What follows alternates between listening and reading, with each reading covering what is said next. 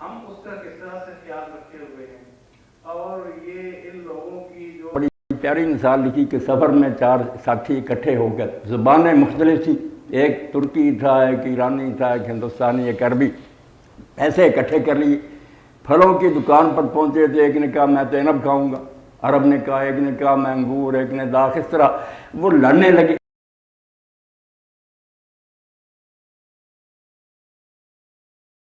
ایک ہی چیز تھی، نام مختلف لے رہے تھے۔ اسی طرح آپ خدا کے لیے میری بات مانیں، یہ صرف یہ بھی ہے، یہ جو بندی ہے، یہ قیامت جو مسلمانوں پر آئی ہوئی نا، آپ بچوں کو اس سے نجات پانی چاہیے۔ آپ ماشاءاللہ یونیورسٹی کے طالب علم میں ذہن کھلے ہونا چاہیے، سب مسجدوں میں جائیں، سب کی بات سنیں، مسلمانوں کے ساتھ کراؤ۔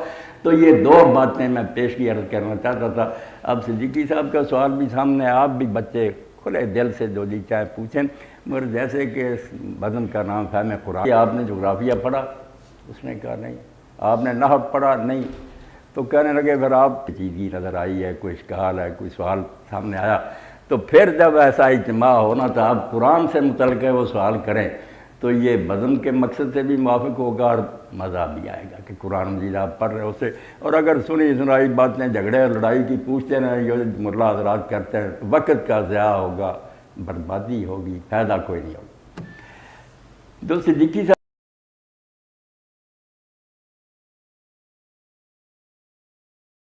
سے دیکھا جائے تو بنیاد پرست جو نہیں، وہ بھی کوئی انسان ہوتا، کوئی علم بھی لیں، اس کے لیے کچھ بنیادیں ہیں، کچھ اصول موضوع ہے، جیومیٹری ہے، الجبرا ہے، کچھ ایسے اصول ہیں جو طے شدہ، ان پر ساری عمارت اس علم کی قائم ہے۔ اگر ان کا کوئی انکار کر دے وہ علم کہاں قائم رہے گا؟ اس لیے دین سے یہ مطالبہ کرتے ہیں کہ دیندار لوگ جو ہے نا یہ مرغے باد نوا بننے، چلو تم ادھر کو ہوا ہو جدھر کی جدھر تمہیں اڑا کر نہیں ہے، یہ اصل میں فنون ہے جو آپ حاصل کر رہے ہیں۔ علم تو نام ہے کہ آدمی جانے کہ اللہ نے سب نے کہا کہ غیر مسلم جو ہم پرتان کرتے ہیں، ہم بنیاد پرست ہیں، حالانکہ بنیاد پرست اگر لغت کے لیے حوالے چلتے رہو یہ نہیں ہو، اس لحاظ سے تو ہم بنیاد پرست ہیں۔ اور اگر وہ عیسائیوں کا بنیاد پرست ہونا تو یہ چاہیے کہ آپ سارے بچے جہاں اور سب کچھ پڑھ رہے ہیں، کوئی قرآن مجید کا کہ انجیل اور بائبل کا ظاہری مفہوم لینا، کوئی علم و عقل سے واسطہ نہ رکھنا، بیوقوفی پر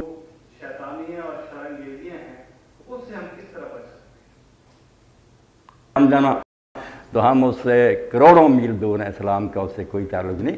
اسلام تو دین ہی وہ کہ یہ لڑ رہے ہیں، اور آپ حیران ہوں گے کہ ان میں سے بھی بہت سوں کو امداد دیتے ہیں اور ان سے کام لیتے ہیں کہ یہاں وہ بنیاد پرستی نہیں، ظاہر پرستی جو ہے نا، اڑ جانا وہ نہیں ہے، سوچ بچار ہے، علم و فکر ہے، مگر یہ جو ہے کہ جو بنیادیں ہیں دین کی کہ اللہ ایک ہے، وہی اس کائنات کا خالق و مالک ہے، اللہ نے ہماری ہدایت کے لیے وہی کا نظام قائم کیا، اور اللہ کے رسول سچے ہیں، اور ان میں آخری حضرت محمد مصطفیٰ صلی اللہ علیہ وسلم۔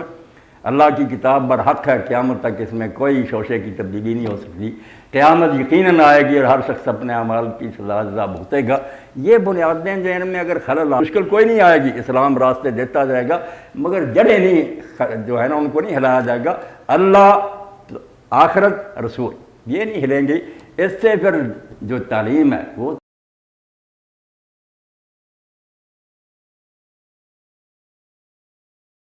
اللہ آسانی چاہتا، تنگی نہیں، جہاں تنگی محسوس کریں گے وہ کسی عالم کی غلط انٹرپریشن ہوگی، یہ آپ سمجھ نہیں رہے، ورنہ دین میں تنگی کا سوال ہی نہیں پیدا ہوتا۔ اللہ اپنے بندوں کے حق میں مہربان ہو، تنگی دے کر کیا کرے؟ تو اب آپ سوال کریں، بنیاد پرستی یہاں ان معنوں میں جو ہے اس کی زمین میں ہوتی ہیں، شاخیں فضا میں پھیل جاتی۔ دین پھیلنے والی چیز ہے، نئے سے نئے مسائل آئیں گے، عیسائیوں میں مروج ہے، اس کا کوئی نام و نشان۔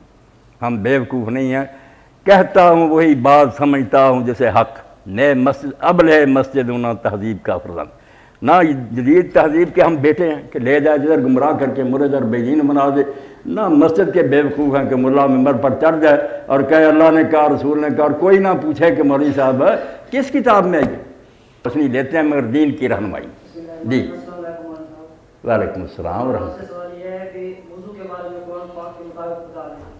ہمارے کچھ بھائی ہیں بھی وہ پاؤں پہلے دھوتے ہیں اور بعض مقابل فکر میں پاؤں بعد میں دھوتے ہیں، تو اس کے بارے میں میرے بھائی جو وضو سے پہلے پاؤں دھوتے ہیں نا، وہ وضو کا کوئی طریقہ نہیں، وہ بھی جانتے ہیں کہ وضو کے لیے نہیں پہلے پاؤں دھونے پڑتے، وہ صرف یہ سمجھتے ہیں کہ اگر کوئی پلیدی وغیرہ کا شبہ ہے تو پہلے دور کر رہے ہیں، پاؤں خشک کر رہے ہیں۔ وضو جب کوئی آدمی پاک صاف کرنے لگتا ہے وہ تو سارے ایک طریقہ سے کرتے ہیں، آخر میں فرق ہے کہ کیسی ہے روایت معتبر ہے، یعنی اس لیے نہ ہم ابلہ مسجد ہیں اور نہ تہذیب کے فرض، یہ اختلاف ہو گیا۔ پہلے جو دھوئے جاتے ہیں وہ شک دور کرنے کے لیے، اگر کوئی چھینٹ وغیرہ تو اس کو پہلے دور کر لیں، جیسے ہم بھی مانتے کہ اگر سر پر غلاظت لگی ہے تو مسح بعد میں کریں گے، پہلے پاک کریں گے سر کو دھو کر صاف کر کے، پھر وضو ترتیب سے شروع۔ نجاست کا ازالہ کہ جسم کے کسی حصے پر پلیدی لگی ہوئی اس کو دور کرنا، وہ وضو نہیں، وضو کے لیے تیاری ہے۔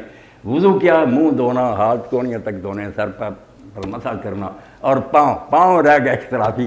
اب قرآن مجید کی جو عبارت ہے جھگڑنے کی باتیں نہیں، اللہ پاک نے ایسے الفاظ استعمال کیے ہیں کہ ان میں دونوں معنوں کی گنجائش ہے۔ اللہ سے جو ڈرتا ہے نا وہ نہیں کہہ سکتا کہ اس میں صاف ہے کہ پاؤں دھو یا پاؤں پر مسح کر، یہ کوئی باتیں نہیں۔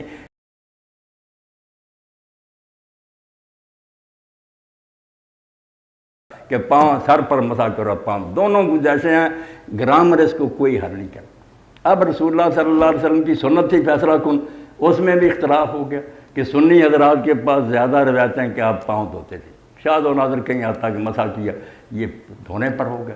شیعہ حضرات کے یہاں زیادہ تعداد ان روایتوں کی ہے کہ پاؤں پر بھی اسی طرح مسح کرتے تھے جس طرح سر پر کرتے ہیں، دھونے کی بہت کم ہے۔ تو یہ اختلاف ذہانت پر مبنی ہے، شرارت نہیں، ایمانداری سے جنہوں نے سمجھا کہ اللہ کی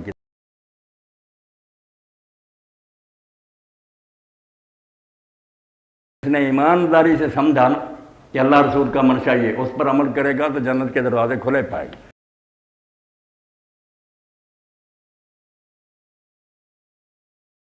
کرتا ہوں کہ قرآن مجید کی عبارت ہے اولا مستم النساء، کہ اگر تم عورتوں کو چھو، یہ وضو کے بارے میں اور غسل کے بارے میں آیت جو ہے اس میں آتا۔ اب امام شافعی رحمۃ اللہ علیہ تو لمس کو لٹری لیتے ہیں کہ لفظی معنی نہیں، چھو نہیں، کہ آدمی نے وضو کیا، ماں بہن بیٹی کوئی ہے بالغ عورت جسم کے کسی ایسے سے ٹچ کر گیا، کوئی خیال نہیں لگ گیا، وہ کہتے ہیں وضو کیا۔ قرآن کہتا ہے لا مستم النساء۔ اب لفظ میں بالکل ایسے لفظ تو وہاں یہی لکھا کہ چھو جاؤ، وہ لمس المرأہ کو بھی ناقض وضو کہتے ہیں کہ بالغ عورت کا کوئی حصہ جو ہے اس کو چھو لیا، وضو کیا، ماں یا بیٹی۔ امام ابو حنیفہ رحمۃ اللہ علیہ نے کہا یار اس لفظ کو نہیں لیتے، بعض اوقات جو پوشیدہ باتیں ہوتی ہیں وہ کنایا کے طور پر بیان کی جاتی، کھلا نہیں بیان کرنا مناسب ہوتا۔ چھونے سے مراد وہ ہے جو خاوند اور بیوی ایک دوسرے کو چھوتے ہیں، انٹرکورس مراد ہے، اس لیے چھونا نہیں۔ ایمانداری سے دو امام الگ الگ راستوں پر چل پڑے، عبارت ایک ہے قرآن کی۔ تو جو آپ زندگی کا کوئی مسئلہ پوچھیں کہاں دشواری نہیں پیش آئے گی، دین میں دشواری کوئی نہیں۔ یرید اللہ بکم، تنگ دل لوگ ہوتے ہیں ان کے پاس پہلے قدم پر فتویٰ کہ بس ہم جنتی ہیں باقی جہنمی، یہ نہیں ہونا چاہیے۔ ایمانداری سے موقع دیں۔ میرے استاد تھے فارسی کے، اللہ ان پر رحمت فرمائے، مولانا محمد حیات رحمۃ اللہ علیہ، انہوں نے ایک مرتبہ واقعہ سنایا کہ غنی کنجاہی نے فارسی میں مثنوی لکھی۔ اب وہ مثنوی اس کی زندگی میں مشہور ہوگی، مدرسوں میں مولانا حضرات پڑھانے لگے۔ وہ ایک اللہ اتنا تنگ دل نہیں ہے اس کا رسول، جو اس بیچارے کی سمجھ میں آیا۔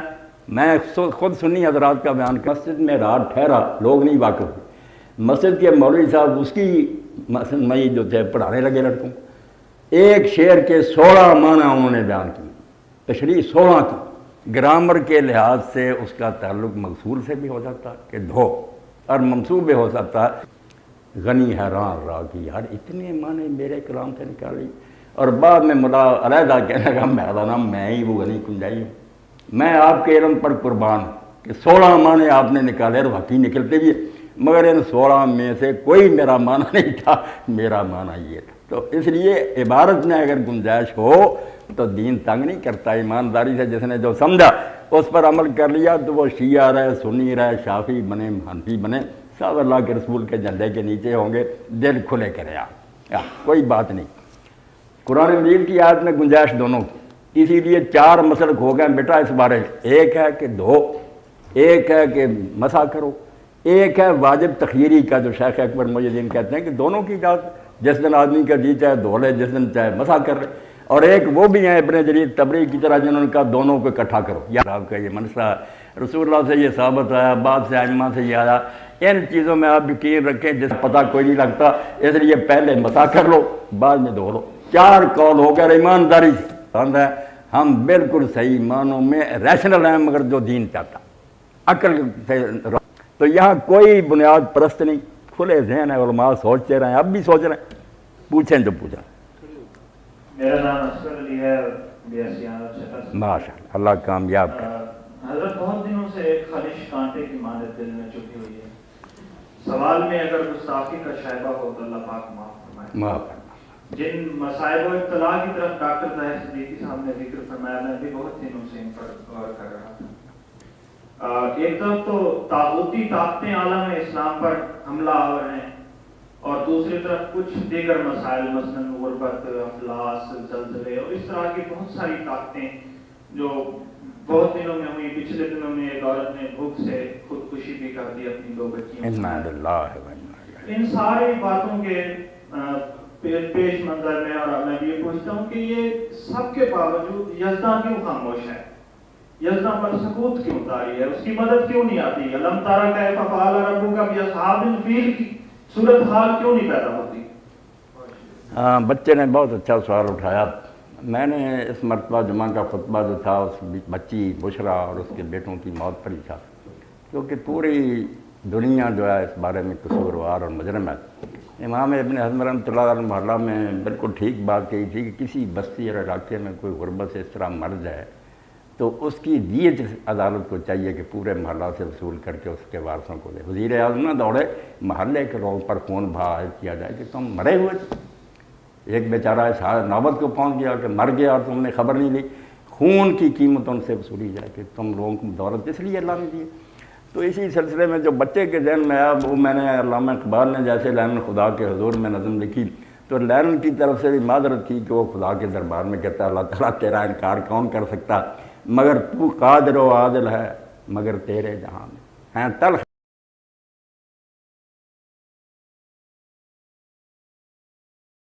اسی لیے مولانا شبیر احمد عثمانی نے اپنے قرآن مجید کے حواشی میں لکھتے ہیں کہ اس رزق کی تقسیم کو دیکھ کر تو بہت لوگ ملحد اور بے دین ہو کہ کافر اور بدماش لوگ عیش کر رہے ہیں اور نیک لوگ بھوکے مر رہے ہیں۔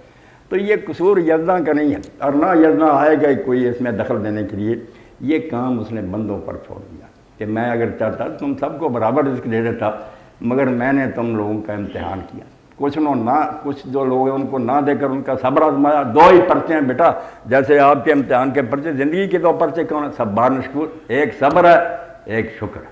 کچھ چیزیں ہم چاہتے ہیں نہیں ملی، صبر کرو، گلہ نہیں کرنا، اللہ تعالیٰ کے فیصلہ کو مانو، اور کچھ ہیں کہ شکر کرو، جو تمہاری خواہشیں پوری ہوئی ان کو اللہ کا انعام مانو اور حق ادا کرو نعمتوں کا۔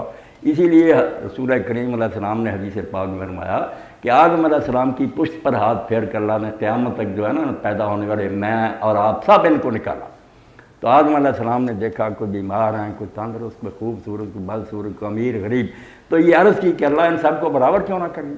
کہا میں برابر کر دیتا، مگر جو مقصد ہے انسانوں کی تخلیق کا کہ ایک آزاد مخلوق پیدا کی جائے اور ان کو آزمایا جائے کہ وہ اپنی مرضی سے نیکی کرتے ہیں، اس میں دخل اگر میں دے دوں تو پھر پتھر اور بیدانی نہ ان کو بنا دیتا، انسان پیدا کرنے کی کیا ضرورت تھی؟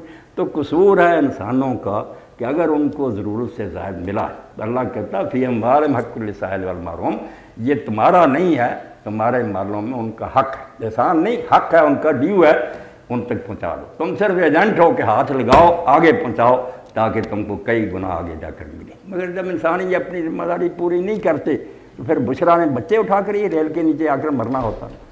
مجرم انسان ہے، خدا نہیں ہے۔ اب خدا نے جو آزادی دی ہے بیٹا انسان کو، اس میں وہ مداخلت کرے تو یہ تو یہ ہوا کہ پچھتانے لگا کہ میں اس کو پھر مختار کیوں بنا بیٹا؟ نہیں، انجام خود ہی بھگتیں گے انسان۔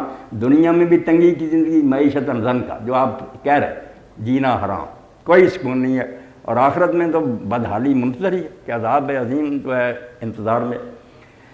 تو معاشرے کو یہ سوچنا چاہیے، حکومت کی ذمہ داری۔ سلیمان علیہ السلام کا رومی کہتے ہیں کہ جب انہوں نے حکومت سنبھالی تو کہا میں نے لوگوں حکومت اس لیے سنبھالی ہے کہ بندوں کی دعائیں خدا کی طرف نہ جائیں۔ یہ اسلامی حکومت کا ماٹو سمجھ لیں کہ کسی کو دعا نہ کرنی پڑے، لوگوں کی حاجتیں پوری، گھر میں جا کر حق میں وقت پوری کرے، لوگ کیوں چیخیں خدا سے؟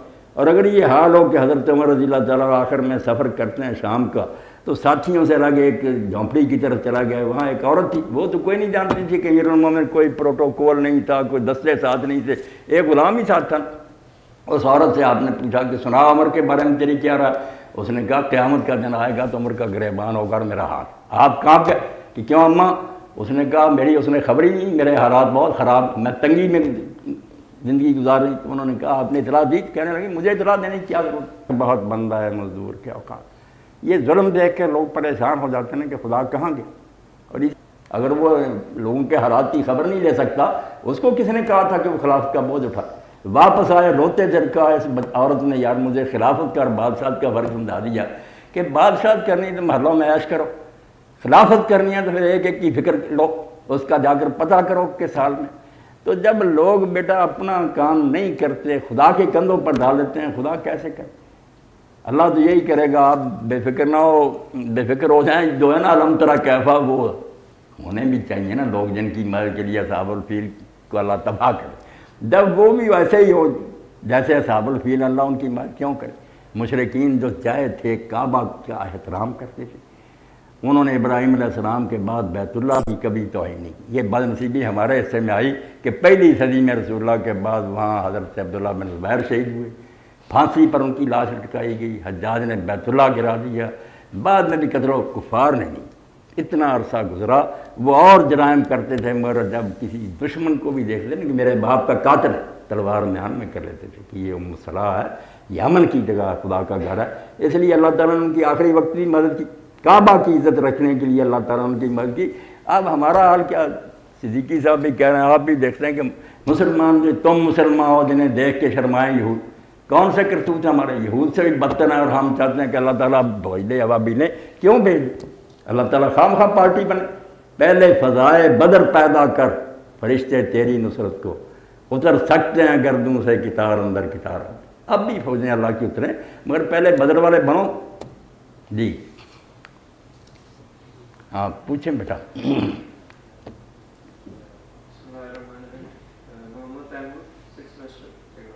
جی میرے آپ سے دو سوالات ہیں کہ اس وقت جو میڈیا میں مسلمانوں کے خلاف پروپیگنڈا ہو رہا ہے، مثلاً صلاۃ والسلام پر جو واقع شائع ہوئے اور جس طرح مسلمانوں کو بدنام کیا جا رہا ہے، کبھی ٹیررسٹ کہا جا رہا ہے، تو اس میں کیا آپ سمجھتے نہیں ہیں کہ کافی حد تک قصور مسلمانوں کا خود ہے؟ مثلاً میں ایک ایگزامپل کوٹ کرنا چاہوں گا کہ ہماری سیگریگیٹڈ یونیورسٹی کو لے لیں، یہاں پر ہر ہاسٹل کے سامنے انگلینڈ کا جو ہے وہ جھنڈا بنایا گیا ہے، یعنی کہ جو بھی شخص گزرتا ہے اس کے اوپر سے پاؤں رکھ کر گزرتا ہے. ایک دفعہ حضرت عمر کو کسی نے گالی دی تو آپ بھی جواب دینے لگے، تو آقا صلی اللہ علیہ وسلم نے کہا کہ اے عمر کفار کو گالی مت دو، ایسا نہ ہو کہ وہ تمہارے خدا کو بھی گالی دیں تو یہ تم سے برداشت نہیں ہوگا. اور دوسرا کویسچن میرا یہ ہے کہ مہربانی کر کے لفظ بدعت اس کا مفہوم کلیئر کر دیں. دوسرا نہیں بدعت. اچھا میری سماعت بھی کچھ کھیل ہو گئی. جو آپ کا پہلا سوال ہے نا کہ قصوروار ہم مسلمان بھی ہیں، اس کا تو انکار کرنا آسمان کے سورج کو جٹانے والی بات ہے. قصوروار تو ہم ہی. اگر کوئی یہ پوچھ لے کہ آپ لوگ ایک خاکہ شائع ہونے پر تو اتنے بے چین ہیں، مضطرب ہیں، احتجاج کر رہے ہیں، آپ اپنے اللہ کے اس رسول کی تعلیم پر کتنا عمل کرتے ہیں؟ رسول کے حکم سے 5 وقت مناروں پر اعلان ہوتا ہے یا الصلاۃ، آپ ہلتے ہی نہیں، نماز ہی نہیں پڑھتے. 5 وقت ہو، اذان کا اہتمام کرا، چھپ کر بھی بآواز بلند بولا جاتا، اور پہلے یاد بھی دلایا جاتا کہ اشہد اللہ اللہ اشہد ان محمد. تم یہ دونوں عقیدے رکھتے ہو نا کہ اللہ ایک ہے، محمد اللہ کے رسول ہیں صلی اللہ علیہ وسلم، آؤ نماز کی طرف نہیں ہے. جس امت کا یہ حال تھا کہ میدان جنگ میں بھی آپ سورۃ النساء پڑھیں، نماز نہیں معاف. اللہ نے کہا آدھے دشمن کے سامنے کھڑے ہو جاؤ، آدھے رسول اللہ کے پیچھے کھڑے ہو جاؤ، جب 2 سجدے کر لو تو یہ چلے جائیں، دوسرے آ جائیں. اس حال میں نماز نہیں معاف کہ تمہاری جنگ عام لوگوں کی جنگ ہے، تم تو زمین پر اللہ کا قانون جو نافذ کرنے کے لیے اٹھے. تو جب اپنا حال یہ بچی بشرا مر رہی ہے، لوگوں کی کوٹھیاں پاس ہیں، کسی نے خبر نہیں لی. کوئی آدمی جو ایسی تنظیمیں نہیں حکومت بناتی، اگر محکمہ زکوٰۃ بنا اس میں کرپشن کچھ نہیں، لوٹ کر کھا گئے ناظم اور دوسرے سب حرامی جو انہوں نے سمجھا یہ کھانے یکما لوٹ کا مار ہے، غریبوں کو نہیں دیتے. 1000 لکھتے ہیں اور اس کے آگے ایک اور صفرہ ڈال دیتے. ایسی حالت میں اگر کفار کا گلہ ہم کرتے رہیں تو یہ خواہ مخواہ کی بات ہے. سوچنا تو ہمیں اپنے آپ کو دیکھنا چاہیے شیشہ میں کہ ہمارا منہ کیسا نظر آتا. ہم مسلمان کہلانے کے قابل ہیں؟ رسول اللہ کی امت والا کوئی ہم میں کام نظر آتا؟ تو بالکل پہلے یہ چاہیے کہ بجائے اور زیادہ لوگ جائیں. پہلے راستے میں کہہ رہے تھے صدیقی صاحب کتنے لوگ ہیں جن کے گھر میں بخاری شریف کا کوئی پارہ قرآن مجید کی کوئی تفسیر ہے یا رسول اللہ کی سیرت کا کوئی ہے حصہ کہ وہ دیکھتے ہوں کہ ہمارے رسول کیا تھے، کہاں پیدا ہوئے، کیسی زندگی گزاری، سوال کر لیں تو ہمیں اس کے بارے میں خبر نہیں۔ تو افسوس کی بات ہے کہ صرف احتجاج کر لیں، جھنڈے جو ان کو پاؤں تلے رون دیں، ایسے آسان کام تو ہم کر لیتے ہیں جو کرنے کے کہ جتنا وہ دین کے مخالف ہیں ہونا یہ چاہیے تھا مسلمان کو مسلمان کر دیا طوفان مغرب۔ اب زیادہ دین کی طرف آ بچہ بچہ قرآن پڑھتا، حدیث رسول کا مطالعہ کرتا، دین پر عمل کرتا، کافروں کے منہ پر تمانچہ لگتا کہ تم ہمیں اپنے رسول سے توڑنا چاہتے تھے، ہم اور ٹھیک ہو گئے۔ جو کوتاہیاں دور کہ یہ نہیں کرنا، بس احتجاج وغیرہ کر کے دل ٹھنڈا کر لینا۔ جو بچے نے سوال بدعت کے بارے میں کہا، بدعت عربی زبان کا لفظ ہے، بیدار اہم سے نکلا، اسی سے اللہ تعالیٰ کا اسم ہے بدیع السماوات والارض کہ اللہ آسمانوں و زمینوں کو بدعت کرنے والا ہے، کہ کوئی چیز پہلے نہیں ہوتی، نمونہ نہیں ہوتا، ایک نئی چیز بنانے والا اللہ تعالیٰ بھی بدیع ہے۔ اس لیے یہ عمل بھی بہت اچھا ہے، 1212 مرتبہ اگر کوئی اپنی حاجات کے لیے کرے تو نیک لوگوں کا تجربہ کہ انشاءاللہ 12 دن کرے یا بدیع العجائب بالخیر یا بدیع پڑھے، اور روزانہ عشاء کے بعد اللہ تعالیٰ مشکلیں حل کرتا، تو اللہ بھی بدیع ہے۔ اللہ کے رسول علیہ السلام نے بدعت کا بڑا تذکرہ کیا۔ بدعت جو ہے نا وہ دین میں نکالی جائے، من احدث فی امرنا ھذا، حضور نے دنیاوی معاملات سے کہہ نہیں کہا، وہ تو کھجوروں والے قصے میں صاف کر دیا کہ تمہارا امر دنیا کا، اپنے دنیا کے کام جو نا یہ تم خود بہتر جانتے ہو، جو چاہے ایجادیں کرو، ترقیاں کرو، اسلام اس میں رکاوٹ نہیں جاتا، مگر جو عبادات ہیں، اللہ تک پہنچنے کی باتیں ہیں جن سے اللہ خوش ہوتا ہے، جنت ملتی ہے، رسول راضی ہوتا ہے، وہ شعبہ نامکمل نہیں چھوڑ، اس میں نئی نئی باتیں نکالنے کا کسی کو حق نہیں۔ وہ اس کے بارے میں آپ نے فرمایا کہ ہمارے اس کام میں دین میں، اس لیے 2 لفظ الگ الگ یاد رکھیں، ایک اقترابات ہے، اللہ کا قرب حاصل کرنے کی، اس کی پہچان کیا کہ غیر مسلم آپ کے ساتھ شریک نہیں ہوگا۔ ہندو سکھوں کا ہمارے ساتھ مل جاؤ درود شریف پڑھنے میں نماز نہیں آئے گی، اور اگر جہاز پر سوار ہونا ہے، انک استعمال کرنی ہے دوسرے، یہ سارے کریں گے۔ یہ ارتفاقات دنیا کی زندگی کو آسانی سے گزارنے، اس میں کوئی ترقی منع نہیں، نئی سے نئی چیز نکالے، اس کا بدعت سے کوئی تعلق نہیں، نہ یہ ناجائز ہے۔ اقترابات جو ہیں قربت اللہ کی باتیں، ان میں اگر کہتا ہے کہ رسول اللہ اس میں بھی دین نامکمل چھوڑ کے ہم کثر پوری کر رہے ہیں، تو یہ دین میں بہت بڑی بے ادبی شمار ہوئی۔ شرک کے بعد سب سے بڑا جرم کہا گیا کہ تم دین میں امینڈمنٹ کرتے ہو، اللہ کا رسول دین بھی نہیں پورا دے کے گیا، الیوم اکملت لکم اعلان ہو گیا کہ دین آج پورا ہو گیا۔ دین میں نہ نکالو، دنیا میں جتنی چاہے ویرائٹیاں نکالو، ترقیاں کرو، یونیورسٹی نئی سے نئی چیزیں بنائے، بسم اللہ دی۔ نہ پوچھے دے دو ذرا۔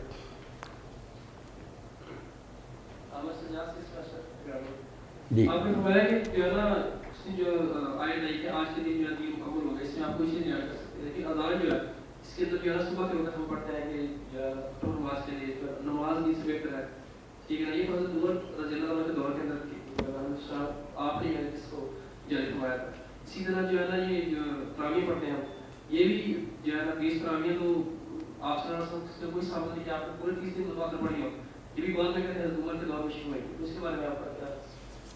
یہ دونوں مثالیں جب بچے نے دی نا، بہت اچھی بات ہے، اس طرح ذہن کلیئر کرنا چاہیے کہ یہ باتیں بھی دین کی ہیں۔ اب یہ کہ الصلاۃ خیر من النوم، اگر تو بات بیٹا یہی ہے کہ یہ حضرت عمر رضی اللہ عنہ نے اپنے دور میں شروع کیا، جیسے امام مالک نے بھی ایک روایت لکھی ہے، مگر اس کے بارے میں یہ جاننا چاہیے ہمارے ہاں جو ہے نا علم روایت یا حدیث یہ ایک سائنس ہے، بڑی محنت ہوئی ہے اس پر۔ افسوس یہ ہے کہ مدرسوں میں بھی اس کا اہتمام نہیں، لڑکے بھی بس کتاب پڑھی اور سنانے لگے کہ مشکات میں ہی آیا، فلاں میں ہی آیا۔ باقاعدہ جو ہے نا اس پر ڈھیروں کتابیں ہیں کہ کون ہے اس کو بیان کرنے والے، لکھنے والے نے کس سے لیا، اس نے کس سے لیا، یہ آپس میں ملے ہیں، ان کے حافظے کیسے ہیں، ان کی دیانت کا کیا حال ہے، کس عمر میں ملاقات ہوئی۔ یہ کتنا علم ہے کہ جب آدمی پڑھتا ہے نا تو سوائے اس کے کہے کہ یہ اللہ کے رسول علیہ السلام کا معجزہ، آخری نبی تھے، اس لیے اللہ نے آپ کے ایک قول کی حفاظت کے لیے بندوبست کیا، یہاں ملاوٹ نہیں ہو سکتی۔ ملاوٹ کی ہے لوگوں نے بہت ہے، وہی ممبروں پر لوگ سناتے رہتے ہیں، ٹی وی پر بھی آ کر بڑے بڑے ڈاکٹر سناتے ہیں، حدیث کہتے ہیں، مگر کوئی نہیں پوچھتا کہ ڈاکٹر صاحب اس کے آگے لکھا ہوا کہ جھوٹی ہے بات۔ یہ پوچھنا شروع کر دیں تو انشاءاللہ مسئلے حل ہو جائیں۔ تو یہ حضرت عمر رضی اللہ کے بارے میں جو ہے نا کہ وہ سوئے رہ گئے، مؤذن نے آ کر ادب سے کہا کہ الصلاۃ خیر من النوم یا امیر المومنین، تو آپ نے فرمایا یہ کلمہ تو بہت اچھا، اس کو آپ نا اذان فجر میں رکھ دیں، یہ بیٹا اتنی مستند نہیں ہے، انویلڈ ٹریڈیشن ہے، نہیں صحیح۔ اس کے مقابلہ میں دوسری روایتیں جو ہے نا اس میں آتا خود حضور کے زمانہ میں ہوتا تھا، آپ نے ابو محذورہ کو اس کی تعلیم دی۔ اب جو تو کہہ رہے ہیں نا بچہ، وہ حضرت عمر رضی اللہ عنہ کے کہنے پر نہیں کہہ رہے، رسول اللہ کا انہیں ملا حوالہ، وہ آپ لے رہے ہیں بے شک مجھے۔ جنہوں نے یہ سمجھا، جیسے امام شافعی رحمۃ اللہ علیہ اسی نتیجہ پر پہنچے آخر میں کہ یہ حضرت عمر کی ایجاد ہے، انہوں نے بیٹا چھوڑ دی، بلا جھجک چھوڑ دی کہ اذان میں نہ کہا کرو، یہ الگ کہتے پھرو، کیوں اذان میں اضافہ کرتے۔ اتنے بڑے امام نے محمد ابن ادریس نے کہا اگر عمر رضی اللہ عنہ کا یہ ہے نا، یہ ہم نہیں ان کو حق دیں۔ اس لیے کوئی بدعت کا جواز نہیں، نہ کوئی نکال سکتا۔ اب تراویح آپ نے پوچھی، اس کے بارے میں جو پڑھتے ہیں اہل سنت وہ کہتے ہیں کہ رسول اللہ نے پڑھی، بعد میں چھوڑ دی اس لیے کہیں فرض نہ ہو جائے۔ حضرت عمر رضی اللہ عنہ اپنے زمانہ میں دیکھا کہ یہ لوگ کوئی ایک ایک دو دو پڑھتے ہیں، کوئی اکیلا اکیلا پڑھتے ہیں، انتشار ہے، ایک ہی مسجد میں ٹولیاں بنے تو کیوں نہ ان کو ایک امام پر اکٹھا کر دیں۔ انہوں نے ان کو کر دیا، اور 8 ہی تراویح حضور پڑھتے تھے، 8 کا حکم انہوں نے دیا، بالکل ایسے ہی حدیث نے کہ دونوں قاریوں سے کہا ان یقوم علی الناس ب11 رکعت۔ حضور جو 11 رکعت تہجد کی پڑھتے تھے نا، وہی یہ نماز ہے۔ اول وقت پڑھ لیں تراویح کہتے ہیں، پچھلے وقت پڑھیں تو اس کو لوگ تہجد کہتے ہیں۔ نماز ایک ہی قیامت ہے، دو نہیں۔ اس لیے آپ نے جب تراویح پڑھی تہجد نہیں پڑھی، تہجد پڑھی تراویح نہیں پڑھی، ایک نماز 11 رکھتے۔ حضرت عمر نے بھی یہی کیا۔ صرف جو الگ الگ پڑھتے تھے وہ حضور کے 3 دن پڑھنے سے، لوگ بھی جماعتوں سے پڑھتے تھے مگر کچھ اکیلے کچھ جماعتوں سے ایک جگہ کر دی۔ بعد میں جو لوگوں نے بڑھا لیا، حضرت عمر نے بیچ نہیں کی، نہ حضرت علی نے، نہ حضرت عثمان نے، کوئی روایت نہیں۔ لوگوں نے بعد میں یہ بڑھا لی اس لیے کہ قیام ہوتا تھا لمبا، 8 رکھتے جو 100 رکعت 100 آیت قاری تلاوت کرتا تھا، ٹھہر ٹھہر کر، رک رک کر، لاٹھیاں لے کر بغلوں میں لوگ کھڑے۔ انہوں نے کہا یار یہ فرض نماز تو نہیں نا کہ اس میں اضافہ نہیں ہو سکتا، نفل ہی ہے نا، نفل دن رات میں جتنے جی چاہے پڑے، اس لیے رکھتے ہیں بڑھا دو، جلدی جلدی رکوع سجدے اور ٹانگوں کو ذرا نا آرام مل جائے۔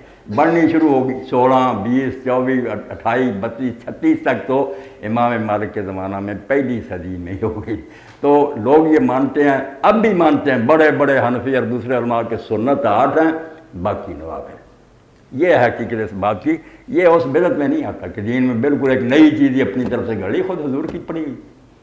جی ہاں ادھر بھی دینا بھائی سوال کر محمد عرفان ماشاء کامیاب کرے اللہ پاک۔ جی میرا سوال حضرت یہ ہے کہ بہت سے دوست یہاں سے بی ایس سی یا ایم ایس سی کرنے کے بعد جو ہے نا جا کے بینک کی جاب کرتے ہیں، تو ہمیں جو ہے نا سود کا جو ہے وہ مفہوم واضح نہیں ہے۔ آپ ایک تو ہمیں سود کا مفہوم بتا دیں اور یہ بتا دیں کہ اسلام میں زیادہ سے زیادہ لیمٹ کتنی ہے منافع کی، کتنا زیادہ منافع لیا جا سکتا ہے؟ جو یہ ہے نا کہ پڑھنے کے بعد بچے بینک کی جاب کرتے ہیں، اب بینک بھی ایک ضرورت بن گیا ہے، کیا کریں ساری دنیا اس میں ملوث ہے۔ جب تک کوئی ایسا ہمیں اختیار نہیں حاصل ہوتا پوری دنیا پر کہ ہم اس سود کو ختم کر سکیں، کسی ایک علاقے میں ختم کرنا ممکن نہیں۔ انہونی باتیں جو کرنا اس کا کیا فائدہ کہ ہم یہاں روکیں، دوسری دنیا سے لین دین کرنا وہ سود کے بغیر نہیں دیں گے۔ تو یہ تو ایک بالکل خنزیر کی طرح مجبوری بن گیا۔ اس لیے پریشان نہ، ملازمتوں کا کیا کرنا، جو کرنے کا کام ہے کہ میرے اور آپ سب کے ذہن میں یہ بے چینی پیدا ہو جائے کہ ہم کس ماحول میں رہیں۔ جو کتاب اللہ کا رسول لایا نظام دنیا میں نہیں ہے، اس کو قائم کرنے کے لیے فکر مند ہو جانا، تحریکیں چلائیں، جماعتیں بنیں، ایمانداری سے ہماری حکومتیں ادھر آئیں، تو پھر شاید وہ مرحلہ آ جائے۔ اللہ کے رسول علیہ السلام نے بالکل آخر میں وفات سے چند مہینے پہلا، حالانکہ آیات کب سے اتری تھی، حجۃ الوداع کے خطبہ میں کہا کہ آج میں سود کو ختم کرتا ہوں، کیونکہ پورے عرب پر آپ کو قابو حاصل ہو گیا۔ آپ نے پھر عیسائیوں سے معاہدہ کیا، کہا سود نہیں چلنے دیں گے ہم۔ اس لیے پوری دنیا سے روکنے کے قابل ہم ہو جائے نا کہ نہ امریکہ نہ برطانیہ سود نہ لیں گے، نہ ان کو لینے دیں گے، وہ طاقت کبھی حاصل ہو جائے تو واقعی اسلام چاہتا کہ مسلمان دنیا پر غالب ہو، اس وقت یہ حل ہو سکتا، ورنہ یہ سود کے بارے میں بحثیں کرنے سے کوئی فائدہ نہیں، یہ چلتا رہے گا، ہم حرام کہتے رہیں، لوگ مصیبت میں پھنسے رہیں گے۔ جو آپ نے شرع کہا، شرع کوئی نہیں، بالکل منافع کی شرح جو ہے نا یہ تو ڈیمانڈ اور سپلائی پر ہے، ایمانداری سے۔ حرام خور لوگ جو ہے نا ذخیرہ اندوزی کر کے اگر ریٹ بڑھا لیتے ہیں تو یہ تو مردار کھاتے ہیں، یہ نہیں قدرتی طور پر چیز جو ہے نا کم ہو گئی، اس کی سپلائی کم ہو گئی، دوسری طرف ڈیمانڈ بڑھ گئی، تو اس میں جو اضافہ ہوگا وہ برکت ہی برکت ہے۔ مگر اس بارے میں ہونا بہت چاہیے۔ کتنی پیاری بات ہے، جب سورہ مزمل کی تفسیر لکھ رہے تھے امام قرطبی رحمۃ اللہ علیہ جامع احکام القرآن 20 جلدوں میں، تو سورہ مزمل میں دوسرا رکوع جو ہے اس میں اللہ نے تخفیف کر دی۔ پہلے تھا کہ اللہ کے رسول اور آپ کے ساتھی تہائی رات آدھی رات 2/3 رات جاگتے، ساری رات کھڑے رہتے تھے نماز میں۔ اللہ نے کہا میں دے علم ہے کہ بیمار بھی ہوں گے، مجاہد بھی ہوں گے، اور تیسرا گروہ یہ روزی کمانے والوں کا، یہ بھی اللہ نے کہا کہ وآخرون یضربون فی الارض، میں یہ بھی جانتا ہوں کہ لوگوں کو روزی تلاش کرنے کے لیے، اللہ کا فضل تلاش کرنے کے لیے زمین میں یہ اتنی اہمیت دی کہ مجاہدوں اور مریضوں کے ساتھ میرا کر کے اس لیے میں نے نماز میں کمی کر دی ہے، تھوڑی سی تہجد جتنی پڑھ لو یہ کام ضروری ہے۔ تو رزق تلاش کرنا بہت عمدہ فضل ربی کی تلاش ہے، مگر ہے کن کا؟ اس میں امام فرماتے ہیں کہ واسط مشہور شہر، وہاں سے ایک تاجر نے اپنے ملازم کو چینی دے کر بھیجا کہ بصرہ جاؤ، بندرگاہ پر جا کر جاتے ہی جس ریٹ پر بکے بیچا۔ جو رزق فضل ربی تلاش کرتے ہیں، یہ گونکیں جو بیٹھی ہیں نا تجارت کے نام پر لوٹ رہے ہیں، میرا سود حرام ہے، یہ سب حرام کھا رہے ہیں۔ وہ جب وہاں پہنچا تو وہاں کے تاجروں نے کہا کہ جلدی نہ کر یار، 1-2 دن میں ریٹ بڑھنے والا۔ اس نے روک لیا، زیادہ نفع پر بیچی، اطلاع دی کہ میں نے وہ روک لی تھی چینی اور اتنے دن بعد بیچی، اتنا نفع ہوا۔ اس نے وہاں سے لکھا کہ یہ جتنا ہے نا سارا اللہ کے راستے میں دے دے، اور ساتھ ہی اللہ سے معافی مانگ، اور میں بھی مانگتا ہوں کہ اتنے دن کیوں روکا، جتنا نفع مل رہا تھا فوراً بیچنا چاہیے تھا۔ یہ ہے فضل ربی، چل کے آپ لا رہے ہیں دوسرے علاقے سے لوگوں کو سپلائی، بسم اللہ، آپ کا یہ عبادت ہے کام، اللہ خوش ہے، خلق خدا کی خدمت کریں۔ اور اگر آپ اس کو بنا رہے ہیں کہ اس سے ایکسپلائٹ کریں لوگوں کو کہ غریب بھوکے مرے اور ہم بعد میں بیچیں گے مہنگا کر کے، تو کوئی یہ رزق حلال نہیں، یہ تجارت بھی عین حرام ہے، سود اور جوئے کی طرح کی حرام۔ اس لیے یار شرع کوئی نہیں مقرر کی گئی، آدمی پر چھوڑا گیا کہ تو یہ سوچ جو اللہ کے رسول کہتے ہیں کوئی شخص مومن نہیں ہو سکتا جب تک وہ اپنے بھائی کے لیے وہ پسند نہ کرے جو اپنے لیے پسند کرتا، کہ اگر میں گاہک ہوتا، مجھے ضرورت ہوتی کہ میرے ساتھ یہ حالات پیش آتے، میں پسند کرتا، ہر دکاندار یہ سمجھ کر فیصلہ کرے وہی فتویٰ ٹھیک ہے، ہم سے بہانوں سے وہ حلال کرا لے، یہ کوئی بات نہیں۔ جی یہ بچے کو نہیں دیا، کئی مرتبہ اس نے اشارہ کیا، اس کو دو نا۔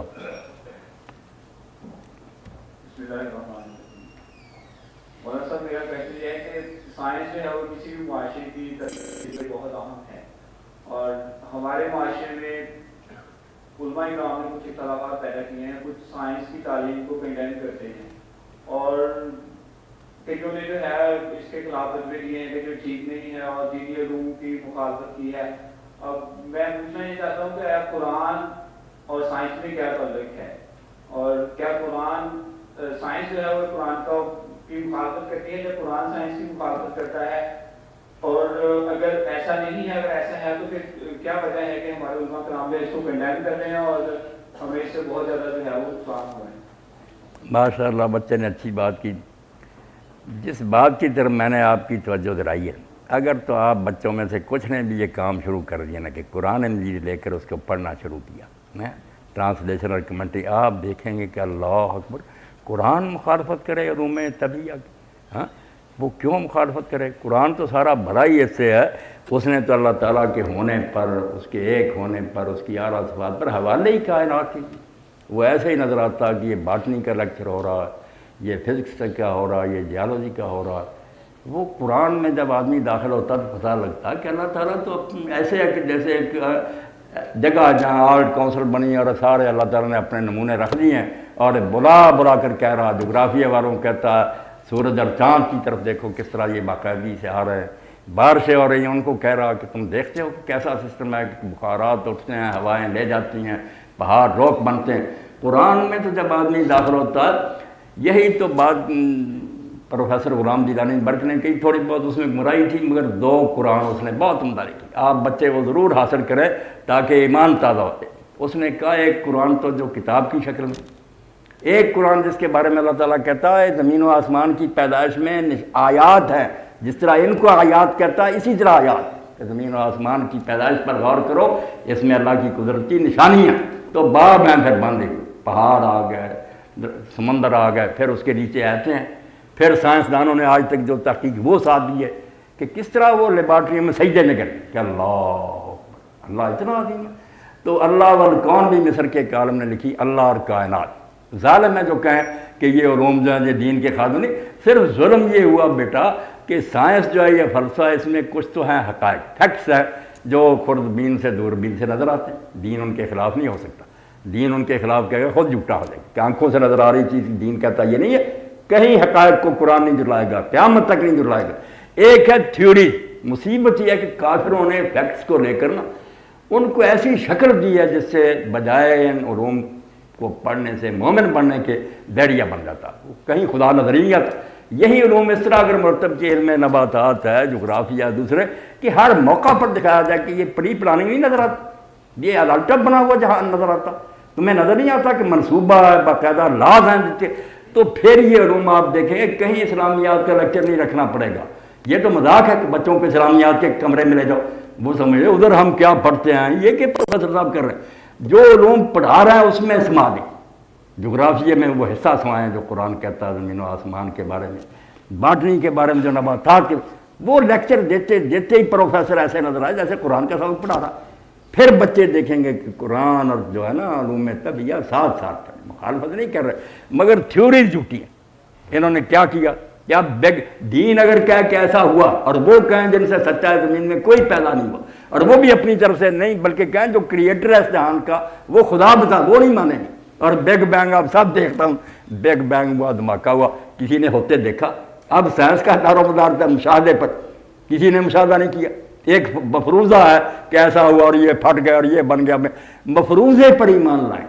اگر کوئی پروفیسر حضرات اور بڑے بڑے ادارے وہ یہ کریں کہ جتنے نا تھیوریز ان کو اٹھا کر پھینک دیں کہ یہ تو تمہاری گپیں ہیں، تم نے اپنی طرف سے گھڑا کہ شاید یوں ہوا ہوگا، جو ہوا ہے اس کی بات کرو، حقائق لاؤ، پھر قرآن و حدیث کی روشنی میں ہم دکھائیں گے کہ فیکٹس کا قرآن انکار نہیں کرتا، اور ان کو بیان کرنے کے لیے دہریت نہیں، صاف نظر آئے گا کہ پیچھے ایک خدا ہے جو بالکل اپنے علم و حکمت سے منصوبے بنا رہا ہے اور پوری دانائی سے مخلوق کی ضرورتیں پوری کر رہا ہے۔ یہ علوم پڑھتے پڑھتے آپ یقین جانے ایمان سے بھر جائیں گے، آپ تو دعائی دے اٹھیں گے، جیسے سعدی رحمۃ اللہ علیہ نے فرمایا کہ یہ ہمیں باٹنی کے لیکچر دیتے رہتے مگر وہ بات ہوتی ہے، برگ درختان سبز در نظر ہوشیار۔ سعدی فرماتے ہیں عقل مند کی نظر میں ایک سبز پتا اللہ تعالیٰ کی معرفت کا دفتر، پورا جیسے دفتر پڑھ لیتا ہے قرآن و حدیث کا، ایک پتے میں نظر آتا ہے۔ سانس کیسے لے رہا، اس کا رنگ سبز کیوں ہے، سورج سے کیسے یہ غذا ہضم کرتا، باقاعدہ ہماری طرح سانس لیتا، سب ثابت ہو گیا۔ تو اس لیے دین کی روشنی میں اگر آپ سائنس کو پڑھیں اور پڑھیں یہی کہ حقائق الگ کرتے ہیں، جہاں تھیوری ہے وہاں پروفیسر صاحب سے کہنا آپ ایمان رکھیں نہ ہمیں مجبور کریں، یہ تو خیال ہے ان لوگوں کو، یہ ڈیریوں نے گڑا کہ ایسا ہوا ہوگا، تھیوری بھی کوئی چیز ہوتی ہے۔ یہ تھیوری ہے نا جو ڈارون کی بناتے پھرتے ہیں کہ ہڈیاں ملی ان کو ملا کر یہ معلوم ہوتا یوں ہوا ہوگا، ہوا ہوگا پر بھی اسی طرح ایمان رکھتے جیسے سچ مچ ہوا۔ اب اتنا زمانہ گزر گیا جب کہتے ہیں کہ اب کوئی بندر جو ہے نا بدلتا دکھاؤ، تم تو کہتے ہو کہ سائنس مشاہدے پر ایمان رکھتی ہے، وہ پہلے بدلے جائے، اب بھی کوئی دکھاؤ نا کہ دم گم ہو رہی ہے انسان کے قریب، کہیں ہے؟ کہتے نہیں اب یہ دور جامد ہے۔ جھوٹے لوگ ہیں، خدا کے لیے تھیوریاں جو ہیں ان کو پروفیسر آزاد پھینک دے کتابوں سے، جو حقائق ہیں ان کو بیان کریں، اور بیان بھی کریں تو اللہ تعالیٰ کی معرفت کے رنگ میں بیان کرے کہ بیٹا دیکھتے ہو کہ زمین جو ہے اس کا بیضی مدار کیوں، یہ کیوں اتنے درجے پر جھکا ہوا اس کے محور پر، ایک ایک بات میں نظر آتا کہ یار یہ اندھا دھند نہیں بنی، جس نے بنایا اس نے سوچا کہ دن رات کا فرق تو اس طرح ہی بن سکتا ہے، اگر یہ گول ہوگا بالکل دائرہ موسم ہمیشہ ایک رہیں گے، کچھ فصلیں پیدا ہو سکیں، ہر چیز میں بیٹا آپ دیکھیں گے جس علم کے کمرے میں جائیں گے وہاں نظر آئے گا کہ سوچی سمجھی اسکیم کے تحت اللہ تعالیٰ بنا رہا ہے، ہر چیز میں حکمت ہے، اور ایک چیز دوسری چیز سے ریلیٹڈ ہے، آسمان کا ایک ستارہ زمین کے ایک ذرے سے جڑا ہوا ہے، جو بنا ہوا جہان بالکل ایسے ہی مشین کی طرح کہ اللہ تعالیٰ لوگوں کی ضرورتیں پوری کرا، اس کی رحمت حکمت ربوبیت سائنس میں نظر آئے گی، مگر کوئی اس طرح بنائے تو دو قرآن ہی کم از کم آپ نہ لیں نا، وہ جب پڑھتا ہے آدمی حیران ہو جاتا کہ یار حالانکہ وہ بھی سائنس کے استاد، ایسا لکھا اس نے کہ یہ کتاب ہے، یہ پورا انفس و آفاق بھی قرآن ہے۔ جی ماشاء اللہ، دلیری سے آپ سوال کیا کریں۔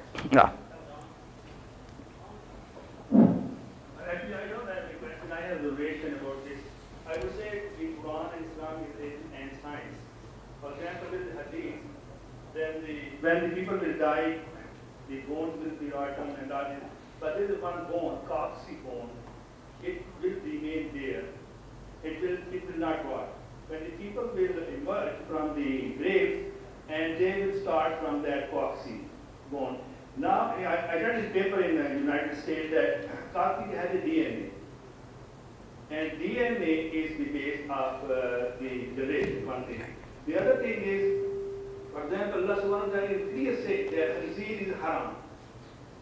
And now the science has proved that the khanzir has the one nematode in this case, and it is not killed. And if it is consumed by the people, it causes the joint pain in this case. And now it is proved that that is the reason. But there are a lot of proteins in this case which are dangerous for this one. There are one thing. Other thing is the Quran says, look on the plants. We put the seed, then it grows, then it strengthens the stem, it produces all these things. They will not grow in the barren land. This is the science which has proved all these things. I would say Quran is the end science. And the people, something, for example, in case of the nematode, there are Urdu میں بات کریں. اردو میں بات نہیں نہیں آپ ہاں پنجابی میں کرے تب بھی اچھی بات. لسان القوم جو ہے نا اپنی زبان کرے. مثال طور پہ عیسیٰ علیہ السلام کی برتھ ہے جی اس میں کیا ہے کہ مطلب غیر پاک نہیں پیدا ہوئے. ٹھیک ہے. نیماٹوڈ دے وچ ہن ایسی فیمیل اللہ تعالیٰ نے انہاں کی ایسی چیز رکھ دتی گئی ہے جہدے وچ دو چیزاں موجود ہیں. میل اور فیمیل سسٹم موجود ہے.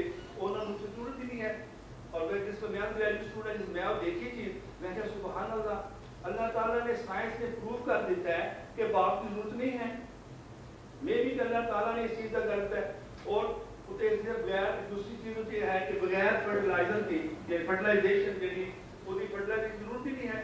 صرف ایک جڑا ہے اللہ تعالیٰ وہ میل سپنج لے جاتا ہے تو وہ بچہ پیدا ہو جاتا ہے.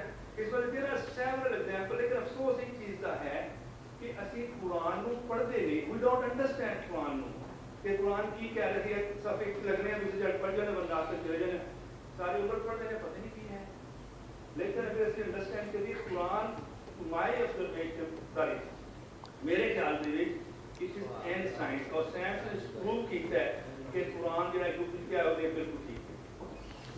میں نے ڈاکٹر صاحب یہی چیز کہی کہ سائنس کے جو حقائق ہیں نا جو چیزیں ثابت شدہ ہیں ان کے خلاف دین میں کوئی بات نہیں آتی. قیامت تک نہیں آ سکتی. لا یاتی الباطل من بین یدیہ ولا من تھیوریوں سے ٹکرائے گا. جو نظریات اور خیالات ہیں نا لوگوں کے ان سے ضرور ٹکرائے گا کہ لوگ اپنی طرف سے خیالات گڑھ لیتے ہیں.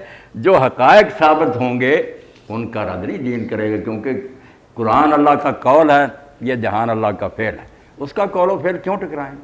سائنس اس کا عمل ہی ہے نا کہ وہ کیا کر رہا, دنیا کیسے بنا رہا. یہ ایک ہی ہوں گے مگر ہونا صحیح چاہیے. اپنی طرف سے گڑھے ہوئے خیالات تو نہیں ہونے چاہیے جو بدلتے رہتے ہیں. کبھی سائنسدان یہ کہتے ہیں جغرافیہ میں پھر نظریہ بدل لیتے ہیں. خنزیر کے بارے میں ڈاکٹر صاحب نے کچھ کہا. خنزیر کے بارے میں پہلے کچھ کہا. میں کہتے ہیں کہ کیسا کیڑا یا نیماٹوڈ ہوتا ہے کہ وہ پکانے سے بھی نہیں مرتا اور جو کھاتا ہے وہ بیمار ہو جاتا ہے. یہ اچھی بات ہے ڈاکٹر صاحب کی یہ باتیں جو نا اس سے واقعی دین کی حقانیت پر یقین بڑھتا ہے کہ اللہ تعالیٰ نے ان کو حرام کیا تو خواہ مخواہ نہیں حرام کیا. ان کے حرام ہونے میں بھی بہت سی حکمتیں ہیں جو آہستہ آہستہ علم سے معلوم ہو جاتی. یہ بہت اچھی بات ہے کہ علم اگر دین کا خادم ہو کوئی چیزیں اس سے معلوم ہوں جس کے دین کی حقانیت اور واضح ہو جائے. بسم اللہ. آپ نے تھوڑی دیر پہلے نا دینی کام اور دنیاوی کام دونوں کو ڈسٹنکٹ کیا. حالانکہ اگر میں ایک چل کے آتا ہوں اور سنتوں کا خیال رکھتا ہوں تو میرا یہ بھی عبادت ہے. ٹھیک ہے. اور کوئی کام بھی جو سنت کے مطابق کرتا ہوں تو وہ جو ہے دینی کام. ٹھیک ہے. اور حضرت علی رضی اللہ تعالیٰ عنہ سے کسی نے دریافت کیا تھا کہ آپ دن میں کتنے گھنٹے عبادت کرتے ہیں. انہوں نے کہا تھا میں دن میں 24 گھنٹے عبادت کرتا ہوں. انہوں نے کہا آپ کیا مسلح میں بیٹھے رہتے ہیں؟ آپ نے کہا نہیں, میں جو کام بھی کرتا ہوں نبی اکرم صلی اللہ علیہ وسلم کے مطابق اور اللہ تعالیٰ کے احکام کے مطابق جو کرتا ہوں تو میرا سارا دین یہ بات مطلب. اور دوسری بات آپ نے ابھی کہا کہ وہ آج کیوں نہیں بندروں سے انسان پیدا ہوتے. حضرت عیسیٰ علیہ السلام جو بغیر باپ کے پیدا ہوئے وہ بھی تو ایک دم نہیں ہوئے, اس کے بعد تو کوئی نہیں ہوئے, اس کے بعد تو کوئی ایگزامپل نہیں اس کی ملی. تو اس لیے یہ جو ان کی حضرت عیسیٰ علیہ السلام کی مثال آپ نے دی, یہی آپ کے خلاف ہے. وہ عیسیٰ علیہ السلام اسی لیے ایک بار ہی پیدا ہوئے کہ وہ ہم اس کو عام نیچرلی کہتے ہیں کیسا ہوتا رہتا ہے. وہ کہتے ہیں کہ بس ایک مرتبہ اللہ نے اپنی قدرت سے اس کو کیا. یہ کہتے ہیں کہ جانور تبدیل ہوتے آئے ہیں, اس طرح بدلے, ایک آدھا نہیں کہ کبھی اللہ تعالیٰ نے اپنا عمل کام کرے. یہ تو کہتے ہیں ارتقاء جو ہے یہ قانون فطرت ہے کہ چیزیں اس طرح بدلی آ گئے. وہ دکھانا چاہیے کہ کیوں روک کیا. عیسیٰ علیہ السلام کی مثال تو ہم خود کہتے ہیں کہ وہ روز کا معاملہ نہیں. وہ اللہ نے اپنی قدرت سے کاملہ سے ایک موقع پر یہ دکھا دیا, رب بھی چاہے دکھا دے. مگر یہ جو ہے ارتقاء, یہ تو بیٹا کہتے ہیں کہ جانور سارے بنے ہی اس طرح. اس لیے یہ تو ہونا چاہیے نا کہ اب بھی بنے. یہ مثال آپ کی اس سے مطابق نہیں رکھتی. اور جو ہے نا دنیاوی اور دینی کا فرق ہے یہ آپ سمجھ لیں. ایک کام فی نفس ہی دینی ہے. وہ دنیاوی بنتے ہیں تو نیت بری سے بنتے ہیں کہ میں مسجد میں نماز پڑھتا ہوں دکھاوے کے لیے, تو نماز دین تھا, میری بری نیت سے وہ دنیاوی بن رہی, یہ الگ بات. ورنہ بذات خود نماز دنیا کا کوئی کام نہیں, عبادت ہے. جو کام آپ نے کہا کھیتی باڑی وغیرہ یہ دین بنتے بذات خود دین نہیں, اسی لیے ہندو کرتے ہیں, سکھ کرتے ہیں. یہ اگر ہم نیت کر رہے ہیں اللہ کو خوش کر رہے ہیں وہ بھی بنے گی. مگر آپ نے جو کھجوروں کی پیوند کے بارے میں فیصلہ فرمایا کہ مدینے کے کاشتکاروں کو کہا کہ یہ کیا کرتے ہو کہ نر جو ہے نا کھجور اس کا بور جا کر گراتے ہو مادہ پر, ان کا تو تجربہ تھا, آپ بھی اب جانتے ہیں کہ نر مادہ, مگر آپ نے چونکہ تجربہ نہیں تھا نہ یہ کوئی دینی معاملہ تھا, آپ نے فرمایا کیوں کرتے ہو. انہوں نے چھوڑ دیا, فصل تباہ ہو گیا. پھر جب عرض کیا تو کہا آپ نے فرمایا میں بشر ہوں, میں نے اپنے خیال سے ایک بات کہی تھی, یہ کوئی دینی مسئلہ تھا, آئندہ جب میں دین کی بات کہ وہ مجھے لے لو, انت معلوم بمر دنیا, دنیا کے کام یہ زراعت وغیرہ تم آپ بہتر جانتے. یہ تقسیم خود حضور نے کر دی. تو فرق صاف نظر آتا ہے, جس کام میں مسلم غیر مسلم دونوں شریک ہوں گے وہ دنیا کا ہوگا. اگر اس کو ہم اللہ کی رضا کے لیے کریں گے وہ پھر کنورٹ ہو جائے نیت سے, ورنہ اصل میں دنیا. اور جو عبادت کے کام ہے چرچ میں نماز وغیرہ سارے یہ ہیں فی نفس ہی بات. یہ اگر کنورٹ ہوں گے ہماری سے نیت دکھاوے کی ہو گئی یا کوئی لوٹنے مارنے کی دھوکہ دے, وہ الٹ دیا اس نے, ورنہ بذات خود یہ چیزیں عبادت فی نفس عبادت اور بالغیر عبادت. نیت کر لی تو چلو ثواب دنیاوی کاموں میں ہیں, یہ الگ کام. اسی لیے مسلم غیر مسلم سارے ان میں شریک ہوتے ہیں. جی بسم اللہ الرحمن الرحیم. حضرت میں آپ سے ایک سوال کرتا ہوں, سنت فرض اور واجب میں جو فرق ہے, میں نے ایک شاید حدیثی کا سنی ہے کہ اگر کوئی بندہ فرض روزہ رمضان کا چھوڑ دے اس کے بعد ساری عمر اس کی قضا کرتا رہے تو اس فرض کے درجے کو نہیں پہنچ سکتا ایک روزے کو. تو یہ ذرا آپ ان کا فرق بتائیں, کیونکہ ہمارے زیادہ تر اختلاف جو ہے نا وہ نہ فرائض میں ہے نہ واجبات میں, چھوٹی چھوٹی باتوں میں آ کے چھوٹی اختلاف ہو جاتا ہے. شکریہ. ڈاکٹر صاحب نے بہت عمدہ سوال کیا, کیونکہ دینی لٹریچر جب آدمی پڑھتا ہے تو اس میں یہ ٹرمیں سامنے آتی ہیں نا, یہ اصطلاح ان سے واسطہ پڑھتا. اب عام امت کے علماء جو ہے نا انہوں نے تو صرف احکام کی 5 قسمیں کی ہیں کہ سارے شرعی حکم جو ہے نا 5 کیٹیگری میں آ جاتے ہیں. ایک طرف فرض ہے, دوسری طرف اس کے مقابلہ میں حرام ہے. ادھر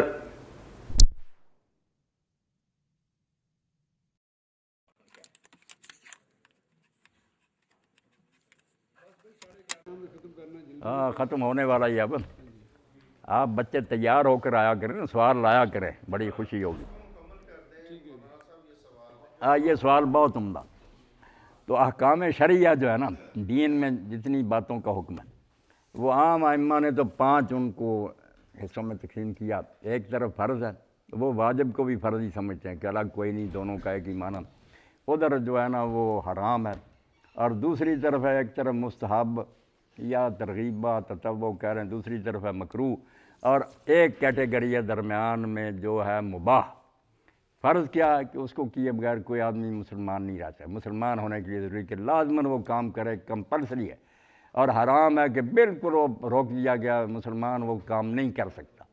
دوسرا مستحب ہے کہ شوق دلایا گیا, بہت اچھا ہے, ثواب ہے, عمدہ اعلیٰ, مگر کوئی زور نہیں دیا گیا, اور اگر کوئی نہیں کرتا تو مجرم نہیں.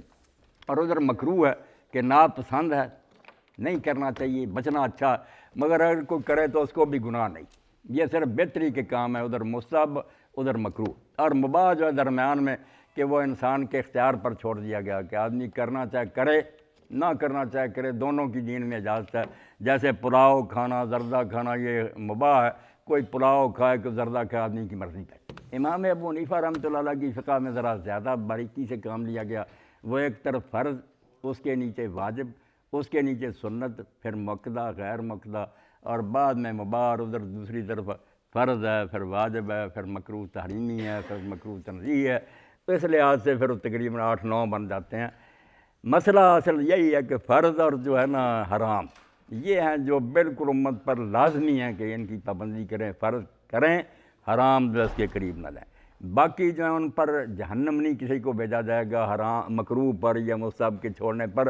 وہ درجے حاصل کرنے کی, جیسے آپ پاس مارکس کے بعد اپنی ڈویژن امپروو کرنے کے لیے زیادہ نمبر لیتے ہیں، بسم اللہ، ترقی کے لیے میدان کھلا، مگر پاس ہونے کے لیے اتنا ضروری کہ حرام سے بچیں، فرائض کی پابندی کریں۔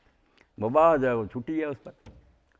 ڈاکٹر صاحب آخری جی پوچھ لیں ڈاکٹر صاحب، کوئی بات نہیں، پوچھ لیں آپ۔ ماشاء اللہ اللہ برکت دے۔ کئی دفعہ کلاس میں بھی یہ بحث چھڑ جاتی ہے کہ ہمارے مسلمانوں کی ہسٹری ماشاء اللہ بڑی تابناک ہے، اور بنیادی چیزیں جو ہیں سائنس کے اندر جو مسلمانوں نے اسٹیبلش کی، اس کے بعد پھر یہ فرسٹریٹ کیوں ہو گئے اور انہوں نے دگڑ کیوں شروع کر دی، تمام علاقے فتح کر لیے اور لوٹ مار میں شامل ہو گئے۔ اب ان کا دل نہیں کرتا اس طرف آنے کو، عبادت کی طرف تو بہت رجحان ہے، سکون بھی ملتا ہے اس سے، اللہ بذکر اللہ تطمئن القلوب، ٹھیک ہے نا، لیکن اس کے بعد کام کرنے کو دل نہیں کرتا، یہ کیوں ہے؟ ڈاکٹر صاحب نے جو بات کہی نا بہت اچھی ہے، یہ فتوحات ہی مسلمانوں کو لے ڈوبی۔ صحیح بات یہ اس پر ہم فرق کرتے ہیں، یہ نیشنلسٹ ہونے کی وجہ سے، قومیت کی وجہ سے کہ ہماری برادری کے لوگ تھے انہوں نے علاقے فتح کر لیے، یہ کیا یہ کیا، دینی نقطہ نظر سے یہ جرائم میں آتا ہے، کوئی یہ دینی خدمات نہیں ہے۔ اگر کوئی شخص نظام نہیں تبدیل کرتا، صرف چہرے بدلتا کہ رہتا وہی کیسر و کسرا کا نظام ہے، وہی محلات ہیں، وہی غربت ہے، تو کیا فائدہ کہ کافر چلا گیا اور مسلمان آ کر بیٹھ گیا؟ یہ کوئی تابناک تاریخ نہیں ہے۔ علوم میں جو خدمت کی وہ بالکل آپ کی ٹھیک بات ہے کہ بہت کام کیا، ہر شعبے میں کیا، اور یورپ تک میں بھی اب ان چیزوں کو اب تک مانا جاتا ہے، ان کی برسیاں منائی جاتی ہیں، کام کیوں چھوڑ بیٹھے؟ جب آپ نے یہ بھی جو فرمایا نا کہ بعد میں دل لگتا ہے بعد میں نہیں، یہ نہیں رسم ہے، عادت پڑی ہے کہ بچپن میں ہی نماز کے عادی ہو گیا۔ عبادت کے مفہوم کو آدمی سمجھا، سوال ہی نہیں پیدا ہو سکتا کہ وہ کام نہ کرے۔ عبادت تو نام ہی اس کا ہے کہ اللہ تعالیٰ کے سامنے سر جھکانے کے بعد پلے باندھو کہ اللہ کی زمین کو بہتر انداز میں چھوڑ کر جانا، جس حال میں تم نے دیکھا تھا نا، جب رخصت ہو بہتر بنی ہوئی، اصلاح کرو، بہتری کرو۔ اس کے لیے سائنس اور ترقیاں کیوں رکاوٹ بنے؟ بندہ مومن کا تو کام ہے کہ وہ زمین کو بہتر حالت میں چھوڑے، یہ تعمیر جو ہے بہتری اچھی ہے، مگر یہ کہیں کوئی نہ عبادت، آپ کہتے ہیں عبادت کی طرف زیادہ جاتے، کہاں جاتے؟ 1000 میں سے ایک بھی مسجد کی طرف رخ نہیں کرتا، چند بوڑھے رہ گئے، کچھ نہیں۔ نماز کی طرف رخ کرتے اور نماز کو سمجھتے کہ وہ کیا کہتے، یہ بھی نہ ہوتا کہ رسم کے طور پر ادا کرتے۔ حضرت سیدنا عمر بن الخطاب رضی اللہ عنہ کا میں کہوں گا کہ ایک شخص نے عدالت میں گواہی دی اور دوسرے نے اس کا تزکیہ کیا کہ یہ بہت نیک آدمی ہے، فرمایا یار اس کے پڑوس میں رہتے ہو؟ نہیں۔ کوئی سفر کیا اس کے ساتھ؟ کوئی نہیں۔ کوئی لین دین کبھی ہوا؟ کوئی نہیں۔ آپ نے فرمایا تو نے یار اس کو کسی مسجد میں رکوع سجدہ کرتے دیکھ لیا اور اس وجہ سے کہہ رہا نیک ہے، اس سے آدمی کے نیک ہونے کا پتہ چلتا۔ کئی لوگ رسم کے طور پر عادی ہوتے ہیں بچپن سے، یہ موقع ہیں جہاں پتہ چلتا ہے کہ اس آدمی کا اصل کریکٹر کیا، لین دین ہو، سفر اس کے ساتھ ہو، کوئی پڑوس میں رہے۔ تو اصل میں ڈاکٹر صاحب بات یہی ہے کہ ہماری عبادت بھی رسمی ہے، رو بھی اب برائے نام ہی ہے، کوئی نہیں، عبادت بھی بہت کم ہو گئی ہے۔ کتنے لوگ ہیں جو مسجدوں کا رخ کرتے ہیں اور سمجھ کر ادا کرنے والے تو بالکل برائے نام۔ اب دیکھیں نا، وہ 80 من تک ییلڈ لے رہے ہیں، گندم بدماش جو ہیں دنیا میں رول کر، ہماری ییلڈ 40 من سے آگے نہیں بڑھ رہی، تو فرشتے تو نہیں لینڈ کریں گے؟ نہیں، فرشتے نہیں کریں، بالکل یہ بالکل جرم ہے، بہت جرم ہے یہ کہ اللہ کی زمین کو۔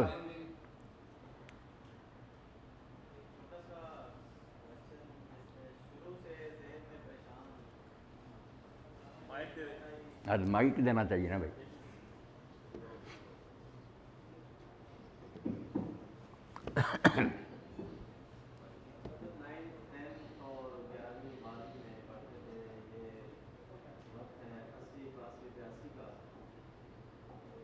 ایک ذہن میں کویسچن اس وقت سے آج تک پھنسا ہوا ہے کہ یہ احادیث بھی ہیں اور ہم نے ہر جگہ یہ سنا ہے کہ دعا کرنا اللہ تعالیٰ سے مانگنا، ہمیں اسی سے مانگنا چاہیے۔ کلیکٹیو اکٹھے ہو کے جب دعا کرتے ہیں اس میں زیادہ سمجھتے ہیں، پھر یہ جب مجمع میں ہم کرتے ہیں بچے معصوموں کی دعا بہت زیادہ قبول ہوتی ہے۔ تو جب سے ہم نے ہوش سنبھالی ہے، آزاد کشمیر اور فلسطین اور اس طرح کے آج کل جو ہمارے مسائل ہیں وہ بہت زیادہ بڑھ چکے ہیں۔ جب ہمارے حج کا موقع ہوتا ہے، لاکھوں لوگ اکٹھے ہوتے ہیں، دعا کرتے ہیں، اس دعا میں جو یہ ساری ہم نے آج تک کی اسٹڈیز دماغ میں بیٹھی ہوئی ہیں کہ اکٹھے دعا کریں، ایک کی بھی قبول ہو جائے تو سارے مجمع کی قبول ہوگی۔ اس میں ایک بھی معصوم ہے، معصوم کی دعا اللہ تعالیٰ بہت جلدی قبول کر دیتے ہیں، وہ سب کی قبول۔ اور یہ 30 سال کے عرصے میں جو آج تک ہم دیکھ رہے ہیں حج کے موقع پر اور دوسرے تمام جہاں اتنے رائے گئے ہیں، دوسرے تیسرے اجتماعات ہوتے ہیں، جہاں بھی ہماری ترقی ہوتی ہے، ہم کشمیر کی بھی بات کرتے ہیں، مسلمانوں کے باقی مسائل کی بات کرتے ہیں، لیکن ہم دن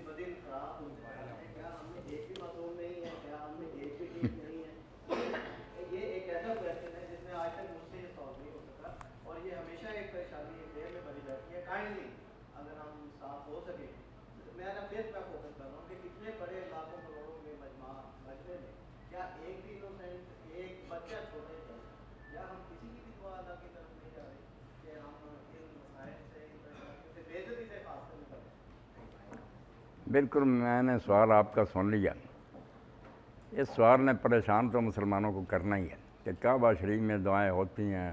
رمضان المبارک میں جب قرآن ختم ہوتا ہے امام صاحب پونا گھنٹہ روتے ہیں, دعا کرتے ہیں, لوگ بھی روتے ہیں, کوئی اثر نہیں ہوتا. ہونا چاہیے نہیں. بالکل اللہ تعالیٰ کو نہیں چاہیے کہ اپنی سنت تبدیل کرے اور ہم مسلمانوں کی مدد کرے. اگر وہ ایسا کرے تو اس کا بھی کوئی قاعدہ قانون.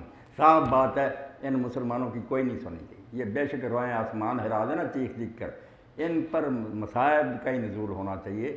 یہ مستحق اس کے قانون خداوندی کسی کی رعایت نہیں کرتا. اللہ کے رسول علیہ السلام خود موجود تھے, صحابہ کرام کی جماعت تھی, وعدہ تھا اللہ کا کہ 3000 کے ذریعہ مدد کروں گا. کی بھی میدان احد میں فتح ہو گئی, مگر غلط کام کیا کہ جہاں آپ نے درہ پر مقرر کر لیے تھے 50 سپاہی, تم نے درہ نہیں چھوڑنا, ہم ہارے یا جیتے. 40 بعد نہیں آئے. امیر لشکر کہہ رہا ہے عبداللہ بن زبیر کہ بھائی حضور کا حکم ہے رکو, نہیں روکے, چھوڑ گئے, لوٹ کا مال اکٹھے کرنے چلے گئے. 10 آدمی رہ گئے. خالد بن ولید نے چکر کاٹا اور ان کو بھی قتل کیا. فتح شکست میں بدل گئی. اور جب روئے چلائے سورہ آل عمران گزرے, اللہ نے کہا میں نبی کو کیا کروں اور صحابہ کو کیوں اصول توڑا. عصیتم رسول, تم نے رسول کی نافرمانی کی, قانون کی خلاف ورزی, درہ خالی کر دیا, نتیجہ نکلنا تھا. اس لیے صاحب منہ پر تمانچہ لگا کہ تم کیا کہتے ہو کہ اللہ تعالیٰ تمہاری خاطر اپنی عادتیں بدل دے. اسی لیے امیر المومنین علی ابن ابی طالب رضی اللہ عنہ کا قول یہ یاد رکھنا چاہیے. سب لوگوں تک پتہ ہے کہ اب دائی بلا امر, جو کرتا کچھ نہیں اور دعائیں کرتا نا, کر رامی بے قوسم بلا وقت, وہ ایسی کمان سے تیر چلا رہا ہے جس کے آگے تندی نہیں. کوئی وہ تیر کو کھینچنے والی بات نہیں. تیر کیا کرے, پہلے کام کرو جو تمہارے بس میں ہے, پورا زور لگاؤ, پھر اللہ سے مدد مانگو. اقبال یہی کہتے ہیں بعد دعائے نصرت پیغامین. اللہ کے رسول کی ایک طرف مدد کی دعا ہوتی تھی کہ اللہ مدد کر, اور دوسری طرف تلوار آمین کہتی تھی. آمین مفتی نہیں, تلوار کہتی, پورا اسلحہ ہوتا تھا, قوت ہوتی. اب کرتے کراتے مسلمان کوئی نہیں, امام کعبہ روئے دوسرے کو کیا بنے گا. اور آپ نے وہاں کی مثال دی, میں تو جاتا رہا جانتا ہوں کہ اب امام کعبہ کتنے مظلوم ہیں اور حرم شریف کتنا محبوس ہے کہ امام کعبہ اپنی مرضی سے دعا نہیں کر سکتا, آیت نہیں پڑھ سکتا. لکھی دیتے ہیں وہ صرف پڑھ دیتا, کبھی فکرہ رہ جاتا پیچھے سے پڑھنا شروع کر, جیسے کتاب سنائی, کوئی خطابت نہیں, کوئی لیکچر نہیں, کوئی آزادی نہیں کہ وہ آسانی سے آرام سے ٹوکے کہ کیا کر رہے. سپاہی سامنے بیٹھا ہوتا ہے کہ اگر آیت بھی تبدیل کی اسی وقت نوٹ کر لیں. تو ایسے لوگوں پر اللہ کی رحمت نازل. اور آپ دیکھتے ہیں کہ وہ غلاف کعبہ لوگ چیخے کہ آپ نے یہ بھی کہہ دیا. میں نے کہا پڑھو, جب یہ شروع ہوا تھا امت روئی تھی کہ کعبے کو کیا ضرورت ہے اتنے غلاف کی, کہ کروڑوں روپیہ اس پر خرچ ہوتا ہے, سونے کے تار گزرتا ہے, یاشی لوگ بھوکے مر رہے ہیں اور آپ کعبے پر غلاف چڑھا رہے ہیں. اور کون ہے بانی اس کا یزید پلید کہ اس نے ریشم کا لباس چڑھایا. بعد سے حکمرانوں نے یہ ڈھونگ رچا لیا, ہزاروں مربع زمینیں وقف مصر میں کعبے کا غلاف تیار ہو رہا. بھائی کوئی بات ہے کرنے, اور سونا چڑھا دیا اس کے دروازوں پر. علماء لکھتے ہیں کہ ولید بن عبد الملک ظالم تھا. لوگ کیا بولتے علماء, وہاں امام حسین ان کے اوپر گھوڑے دوڑا دیے گئے, علماء بیچارے کیا کریں. ورنہ یہ کوئی دین کا کام نہیں. حضور نے پیش گوئی کی تھی کہ جیسے یہود اور نصارہ نے اپنے بعد گاہ جو ہیں ان کو بنا سنوار دیا, ایسے ہی تم قیامت سے پہلے کرو گے. بہت سونے چاندی نمائشیں, سادہ ہو, صاف ستھری ہو, خوشبودار ہو, سادہ مسجد, دیواروں پر یہ نقش و نگار اور لکھا ہوا. کتابیں نکالیں, ڈاکٹر صاحب پوچھے, فقہا بھی لکھتے ہیں کہ یہ سب حرام ہے. لوگوں کی توجہ نماز میں بڑھتی ہے, وہ دیکھتے رہتے ہیں عبارتیں کیا. جب وہ عبارت شکستہ ہوتی ہے وہ آتے ہیں, پھر بےعدبی ہوتی ہے ان کی. مگر لوگ اپنی مرضی کرتے ہیں, دین کو نہیں مانتے, اور پھر کہتے ہیں اللہ مدد کرے. اللہ مدد ان کی کرے گا جو اللہ کے بنے گے, پھر اللہ ضرور فرشتوں سے مدد کرے گا اور اپنی قدرت کاملہ سے تھوڑے ہوتے ہی فتح دے گا. ورنہ اللہ کو کیا ضرورت پڑی ہے کہ وہ اچھے کام ہم ہماری نسبت کریں, پھر بھی ہم کلمہ کو کرو ان سے بدتر ہوں, اللہ تعالیٰ خواہ پارٹی بنے. تو اللہ کا گلہ نہ کریں, اپنی شکایت کریں کہ ہم کیا کریں. پوچھ رہے ہیں, آخری کر رہے ہیں نا, وقت ہو گیا. جی کریں.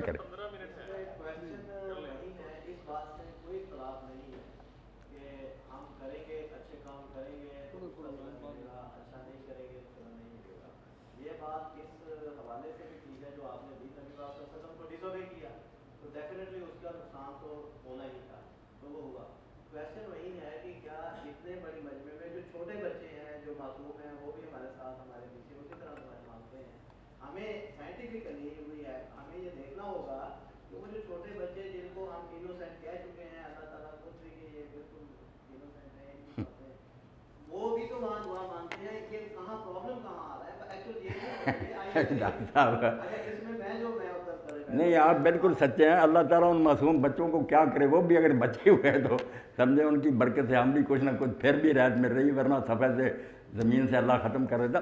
जो बालिग लोग हैं ना, अल्लाह उनके अमाल देखता है कि इस कौम, वरना तूफ़ान नूह आया तो मासूम बच्चे तो वहाँ भी थे। इमाम इब्न कसीर ने एक वाक़या लिखा दिल हिदायत देने वाला कि अगर जब अज़ाब आता अल्लाह बच्चों का ख्याल करे तो उस वक्त करता कि एक माँ थी, उसका एक बच्चा था गोद में, जब पानी बढ़ना शुरू हुआ उसने उसको उठा लिया या सीने से लगा, जब और पानी बढ़ा तो उसने अपने कंधों पर उठाया, फिर बेचारी ने सर के ऊपर उठाया, पहाड़ पर चढ़ गई मगर डूब दिया गया, डुबो दिया गया। तो वहाँ लिखा कि अगर अल्लाह ताला ऐसे ज़ालिमों पर रहम करता तो वहाँ करता कि माँ कितने तरले दे रही थी, मगर नहीं जब सफ़र पे।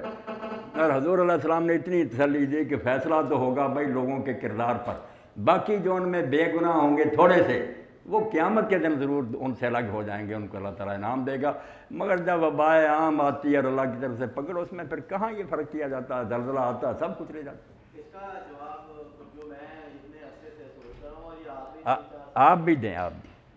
मेरे ये एक्चुअल है कि हम सब लोग जितने भी हम मुसलमान हैं, नेक काम करते हैं, मसला ये है कि वो जो हमारे छोटे बच्चे हैं जिनको हम मासूम हैं घर में हैं, एक्चुअल जब हम अपने अमल और अपने रिज़्क में हलाल चीज़ें नहीं रखते, उसमें आराम शामिल कर देते हैं, अल्टीमेटली कोई आराम का नहीं होता। हम चलते चलते ऐसी एक मूंगफली उठा के खा लें, हालांकि उसमें ऐसे उस पर हराम नहीं लिखा हुआ, लेकिन वो एक गलत हमने ले लिया, वो जब हमारे मेटाबॉलिज्म में शामिल हो गए वो सिलसिला, एक्चुअल हम उस स्टेज पे चले गए हैं जहाँ से अब वापसी मुमकिन नहीं। ये वही बात है जैसे एक कतरा दूर में गिर जाए गंद का तो वो सही नहीं हो सकता। तो ये एक्चुअल वही प्रॉब्लम है, हमने अपने सारे खाने पीने रिज़्क हलाल हराम की तमीज़ को सभी लोग तकरीबन आई थिंक भूल गए हैं, कहीं ना कहीं हमें ऐसा शामिल हो गया है।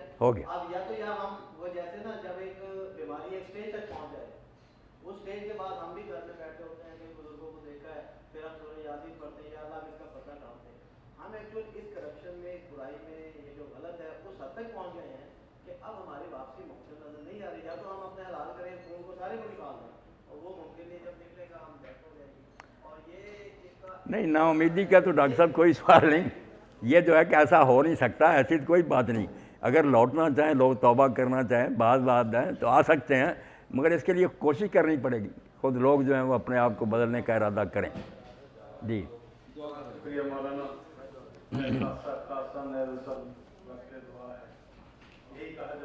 बिल्कुल, ये अल्हम्दुलिल्लाह रब्बिल आलमीन वस्सलातु वस्सलामु अला रसूलिहिल अमीन सय्यिदना व नबियना व मौलाना मुहम्मदिन व अला आलिहि व अस्हाबिहि अजमईन। अल्लाहुम्मा अंसुरिल इस्लाम वल मुस्लिमीन वख्ज़ुलिल कफ़रत वल मुशरिकीन। रब्बना अफ़रिग़ अलैना सब्रन व सब्बित अक़दामना वंसुरना अलल क़ौमिल काफ़िरीन। रब्बना आतिना फ़िद दुनिया हसनतन व फ़िल आख़िरति हसनतन व क़िना अज़ाबन नार। अल्लाहुम्मा मुक़ल्लिबल क़ुलूब सब्बित क़ुलूबना अला दीनिक। अल्लाहुम्मा मुसर्रिफ़ल क़ुलूब सर्रिफ़ क़ुलूबना अला ताअतिक।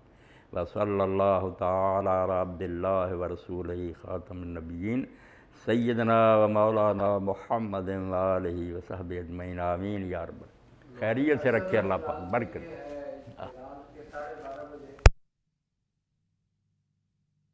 अल्हम्दुलिल्लाह। ਮੌਲਾਨਾ ਸਾਹਿਬ ਮੇਰੇ ਜ਼ਹਿਨ 'ਚ ਇੱਕ ਸਵਾਲ ਇਹ ਹੈ ਕਿ ਮੈਂ ਜਿਹੜਾ ਦੀਨ ਨੂੰ ਸਮਝਦਾ, ਮੈਂ ਜਿਹੜੇ ਮੇਰੇ ਦਿਲ